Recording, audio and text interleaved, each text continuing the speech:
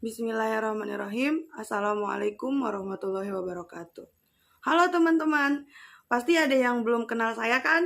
Baiklah, perkenalkan nama saya Fahira Bulan Zulian Syaharani dengan NIM 2012-173 dari kelas PAI 5B. Di sini, saya akan memaparkan materi tentang komponen-komponen kurikulum. Baiklah, langsung saja.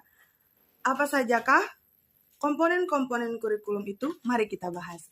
Komponen kurikulum secara umum dalam dunia pendidikan yang luas, menurut Shaodi Sukmadinata, teridentifikasi dalam unsur atau anatomi tubuh kurikulum yang utama adalah terdiri dari bagian-bagian sebagai berikut, yaitu tujuan, isi, strategi, dan evaluasi.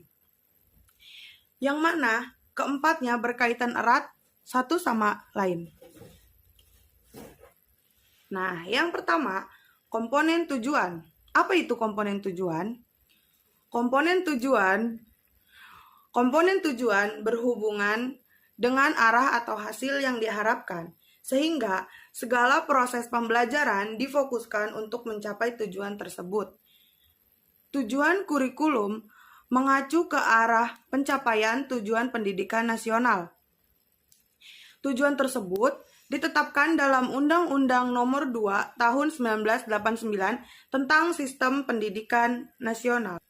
Dalam undang-undang tersebut dijelaskan bahwa kurikulum menyediakan kesempatan yang luas bagi peserta didik untuk mengalami proses pendidikan dan pembelajaran untuk mencapai tujuan pendidikan nasional khususnya dan menciptakan sumber daya manusia yang berkualitas.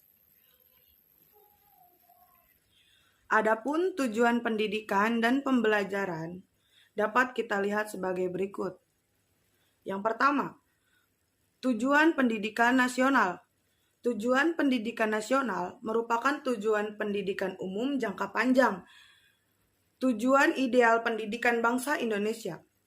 Secara makro, tujuan pendidikan nasional bertujuan membentuk organisasi pendidikan bersifat otonom sehingga mampu melaksanakan inovasi untuk menuju lembaga yang beretika. Menggunakan nalar sosial yang positif dan sumber daya manusia yang tangguh. Secara mikro, pendidikan nasional bertujuan membentuk manusia yang beriman dan bertakwa kepada Tuhan. Selanjutnya, bertanggung jawab dan berbudi pekerti yang luhur. Secara eksplisit, tujuan pendidikan nasional dirumuskan dalam Undang-Undang Nomor 20 Tahun 2003, Pasal 3, yang berbunyi, pendidikan nasional berfungsi mengembangkan kemampuan dan membentuk watak, serta peradaban bangsa yang bermartabat dalam rangka mencerdaskan kehidupan bangsa, bertujuan untuk berkembangnya potensi peserta didik, agar menjadi manusia yang beriman dan bertakwa kepada Tuhan Yang Maha Esa, berakhlak mulia, sehat, berilmu, cakap, kreatif, mandiri, dan menjadi warga negara yang demokratis serta bertanggung jawab. Yang kedua, tujuan institusional, yang mana mengacu pada tujuan institusi atau sekolah, merupakan sasaran pendidikan sesuatu lembaga pendidikan. Dengan kata lain, tujuan institusional merupakan tujuan yang harus dicapai oleh setiap lembaga pendidikan. Tujuan institusional merupakan kualifikasi yang harus dimiliki oleh setiap siswa setelah mereka menempuh atau dapat menyelesaikan program di suatu lembaga pendidikan tertentu. Yang ketiga, ada tujuan kurikuler. Nah, tujuan kurikuler itu merupakan tujuan yang ingin dicapai oleh suatu program studi atau oleh setiap bidang studi atau mata pelajaran. Tujuan ini dapat didefinisikan sebagai kualifikasi yang harus dimiliki peserta didik setelah mereka menyelesaikan suatu bidang studi tertentu dalam institusi pendidikan tertentu. Tujuan kurikuler harus dapat mendukung dan diarahkan untuk mencapai tujuan institusional. Tujuan ini tercermin pada isi setiap mata pelajaran yang harus dikuasai oleh peserta didik dalam setiap satuan pendidikan. Dan yang keempat, tujuan pembelajaran instruksional atau tujuan khusus. Jadi tujuan ini lebih diutamakan karena lebih jelas dan mudah pencapaiannya. Dalam tujuan ini, guru mempersiapkan pelajaran. Guru menjabarkan tujuan mengajarnya dalam bentuk tujuan-tujuan khusus atau objektif yang bersifat operasional. Tujuan ini dapat memberikan gambaran yang lebih konkret dan menekankan pada perilaku siswa. Nah, komponen yang kedua ialah komponen isi. Apa sih komponen isi itu? Komponen isi adalah komponen yang didesain untuk mencapai komponen tujuan. Yang dimaksud komponen isi adalah bahan-bahan kajian yang terdiri dari ilmu pengetahuan, nilai, pengalaman, dan keterampilan yang dikembangkan ke dalam proses pembelajaran guna mencapai komponen tujuan. Komponen isi harus dikembangkan untuk mencapai komponen tujuan. Oleh karena itu, komponen tujuan dengan komponen isi atau dengan komponen-komponen yang lainnya haruslah dilihat dari sudut hubungan yang fungsional. Pada hakikatnya, materi kurikulum adalah isi kurikulum. Materi kurikulum pada hakikatnya adalah isi kurikulum yang dikembangkan dan disusun dengan prinsip-prinsip sebagai berikut.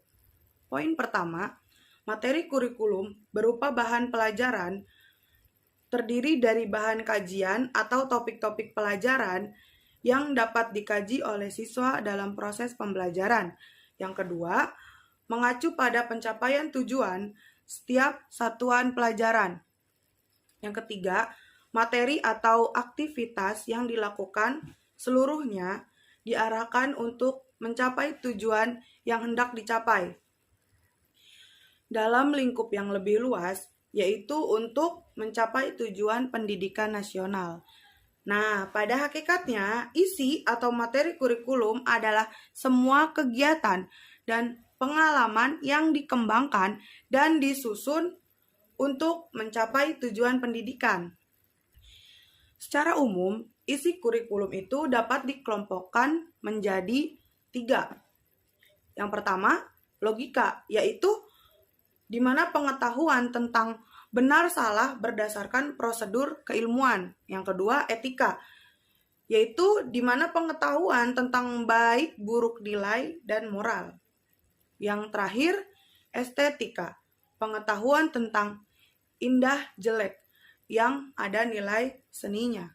Nah, komponen yang ketiga yaitu komponen strategi, yang merupakan komponen yang memiliki peran yang sangat penting dikarenakan berhubungan dengan implementasi kurikulum. Strategi pembelajaran merupakan pola dan urutan umum perbuatan guru dan siswa dalam mewujudkan kegiatan belajar mengajar untuk mencapai tujuan yang telah ditentukan. Dengan kata lain, strategi memiliki 2 hal penting, yaitu rencana yang diwujudkan dalam bentuk kegiatan dan strategi disusun untuk mencapai tujuan tertentu.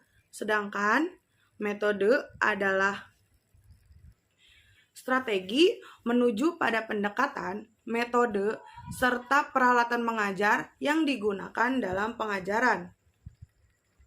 Pada hakikatnya, strategi pengajaran tidak hanya terbatas pada hal itu saja, tetapi menyangkut berbagai macam yang diusahakan oleh guru dalam membelajarkan siswa tersebut. Dengan kata lain, mengatur seluruh komponen, baik pokok maupun penunjang dalam sistem pengajaran.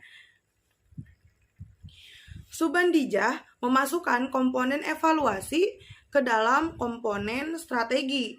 Hal ini berbeda pula dengan pendapat para ahli lainnya yang mengatakan bahwa komponen evaluasi adalah komponen yang berdiri sendiri. Yang terakhir, komponen evaluasi. Komponen evaluasi adalah komponen yang berarti melakukan seleksi Evaluasi ditujukan untuk menilai pencapaian tujuan-tujuan yang telah ditentukan serta menilai proses pelaksanaan mengajar secara keseluruhan.